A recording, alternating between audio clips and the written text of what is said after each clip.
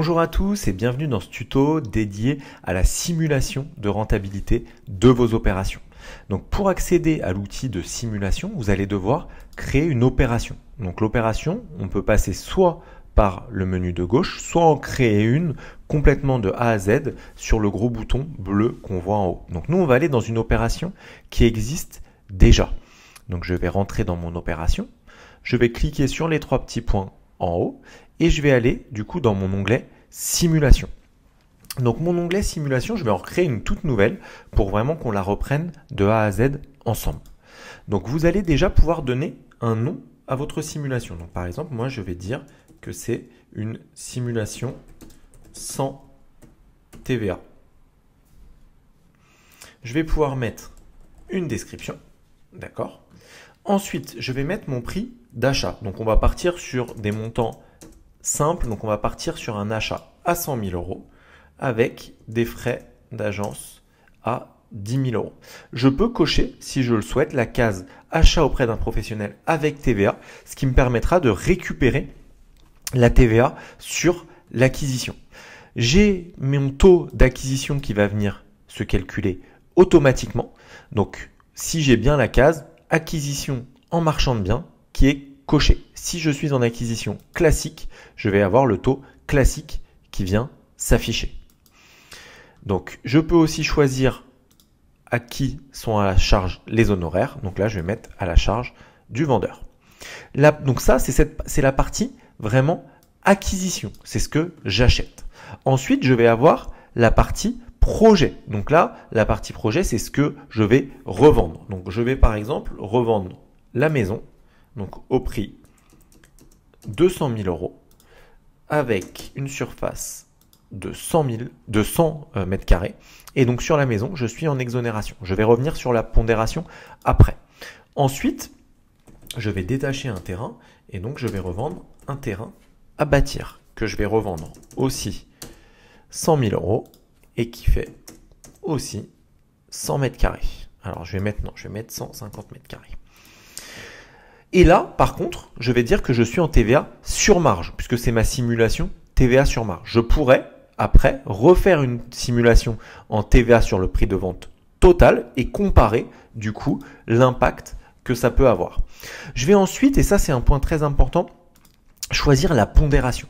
La pondération, ça va vous permettre de répartir les travaux, la TVA, etc. en fonction du pourcentage que vous avez attribué à votre bien. Le plus simple pour comprendre, c'est par exemple un immeuble avec des tantièmes. Dans un immeuble, un appartement de 100 mètres carrés dans une copropriété n'aura pas les mêmes coûts travaux et les mêmes coûts charges qu'un immeuble de 20 mètres carrés. Et ben là, c'est le même principe.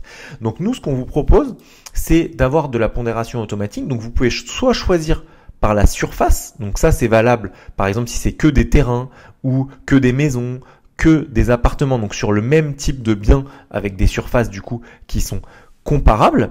Vous pouvez aussi le faire sur le prix de revente par le nombre de lots ou une pondération manuelle. Là, moi, on est sur les mêmes prix de revente, donc je vais choisir une pondération par prix de revente. Je serai à 50-50.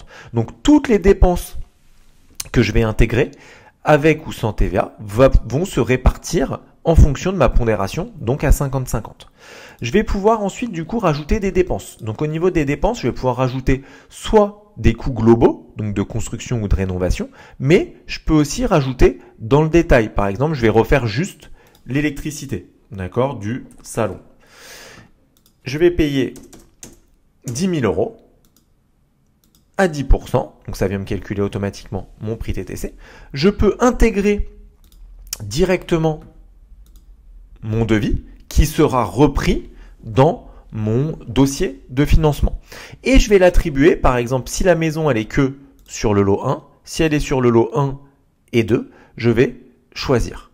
Derrière, je me retrouve donc avec mon résultat avant financement, donc avec mon chiffre d'affaires, la TVA que je vais payer, puisque je suis en TVA sur marge, le coût total du coût de mon opération, donc dépenses plus acquisition, ma marge nette de TVA et du coup mon pourcentage de rentabilité et mon pourcentage de marge. Le pourcentage de rentabilité est calculé en prenant la marge et en la divisant par mon coût total, donc par mes dépenses. Le pourcentage de marge est calculé en prenant la marge par rapport à cette fois-ci au chiffre d'affaires. Donc vous avez les deux données qui remontent.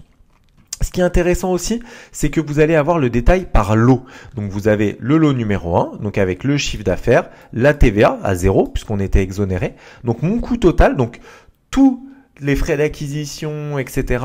sont pondérés en fonction du coup de ce que j'ai indiqué. Donc là, j'étais à 50-50, donc je me retrouve forcément avec les mêmes montants. La différence, elle va se faire au niveau de la TVA, puisque ça va venir du coup récupérer à la fois calculer la TVA sur marge et récupérer la TVA des travaux.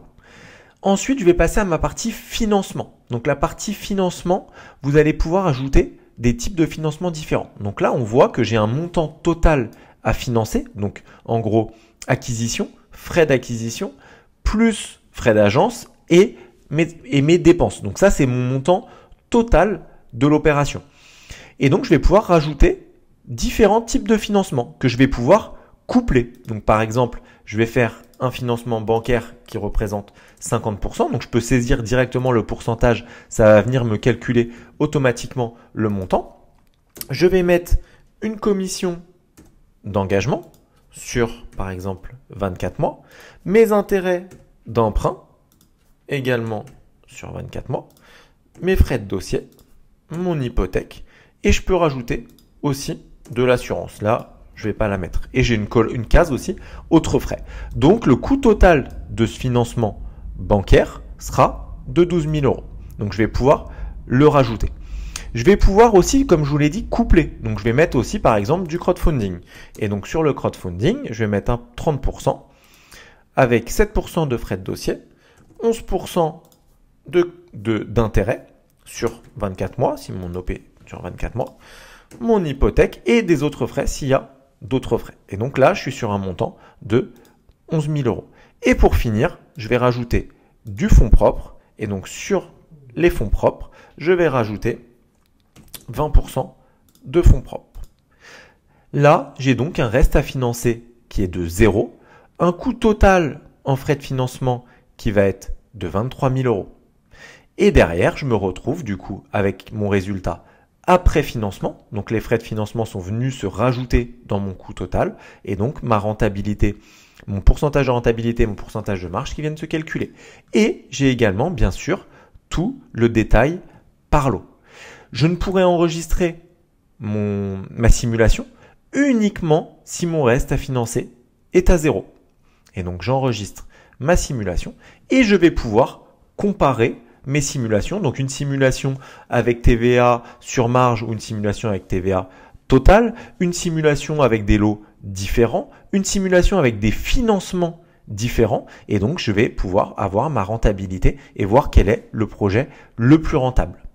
Je vais pouvoir aussi, et ça c'est un point important, télécharger du coup ma fiche de récapitulative de financement, enfin de simulation, pardon. Donc c'est vraiment une fiche qui va reprendre alors votre couleur, etc. et qui reprend tous les éléments que vous avez saisis. D'accord ? Vous pouvez aussi télécharger une fiche qui sera le récapitulatif uniquement de la revente et des dépenses. Donc même principe. Donc la partie revente avec le détail et la partie dépenses avec le détail. Vous pouvez également dupliquer pour éviter d'avoir à tout ressaisir pour faire vos différentes simulations. Donc vous pouvez bien sûr dupliquer les simulations et juste changer par exemple le TVA sur marge ou changer le mode de financement. Et donc vous avez des financements qui sont très précis et surtout que vous pouvez comparer. Et donc les deux fiches que je vous ai présentées, la fiche globale et la fiche projet dépenses, vont venir s'intégrer directement dans votre dossier de financement. Et vous pouvez créer autant de simulations que vous le souhaitez.